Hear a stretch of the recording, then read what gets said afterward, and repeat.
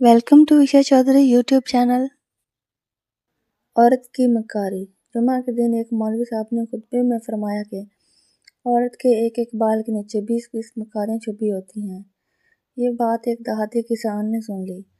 घर आकर उसने बिला किसी वजह के अपनी नेक सीरत सादा दिल बीवी का सर मंडवा दिया। हालांकि उसकी बीवी ने कभी ऊंट पटांग फरमाइश नहीं की थी, न ही इसके किरदार पर कोई हरफ था। वो तो फरिश्ता सफ्त औरत थी।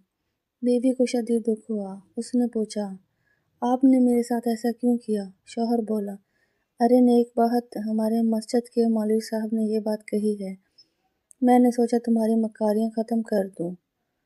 औरत दिल ही दिल में कड़ी मगर खामोश रही। उसने सोच लिया कि इस बेवकूफ़ को असल मक्कारी दिखानी ही पड़ेगी। अगले दिन वो बाज़ार गई, चंद मछलियाँ खरीदी। खेतों में जाकर मछलियाँ मुख्तलिफ जगहों पर मिट्टी में दबा दी। एक छोटी मछली धागे से बांध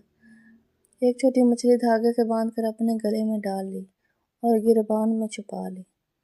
जब शौहर खेतों में काम करने पहुंचा तो उसे जगह जगह से मछलियाँ मिलने लगीं। वो हैरान हुआ, सब मछलियाँ इकट्ठी की, थैली में डाली और खुशी खुशी घर ले आया। बीवी को थैली पकड़ाते हुए बोला, लो आज मछली पकाएंगे। बीवी ने मासूमियत से पूछा, इस वक्त मछली कहाँ से आ गई? शौहर बोला, खेतों में हाथ लग गई हैं। बीवी ने अच्छा कहा, मछलियाँ ले जाकर कहीं छुपा दी और दूसरे कामों में लग गई। खाने के वक्त शौहर ने कहा, खाना लाओ। बीवी बोली, घर में कुछ होगा तो पकाऊंगी ना। शौहर गुस्से से बोला, ओए मैं मछलियाँ लाया था पकाने के लिए।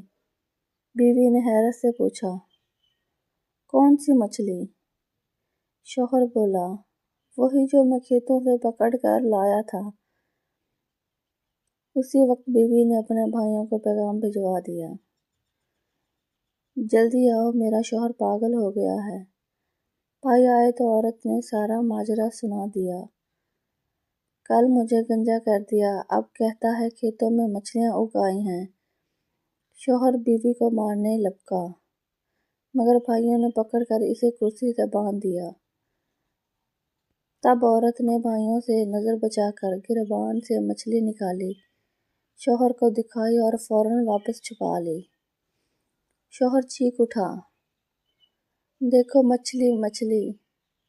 औरत ने भाइयों से कहा, देख लो, पागलपन बढ़ता ही जा रहा है।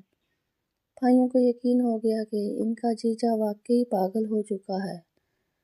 वो डॉक्टर को बुलाने चले गए। घर में अकेले रहते ही बीवी मुस्कुराई और बोली, ये होती है मक्कारी, जो बालों से नहीं दिमाग से होती है।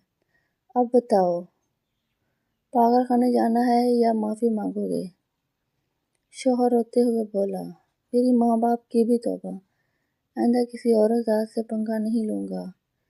ये एक तमसीली कहानी है, एक पैगाम के शरीफों को शराफत में ही रहने दो, इन्हें मजबूर मत करो कि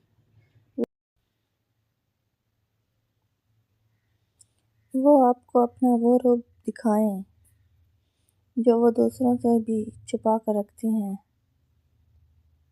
हर इंसान में एक दरिंदा होता है जो तब ही जागता है जब उसकी बर्दाश्त और सब्र टूट जाता है। लिहाजा दूसरों की शराफत और सब्र का एहतराम करें ताकि आपकी ज़िंदगी में सुकून बने।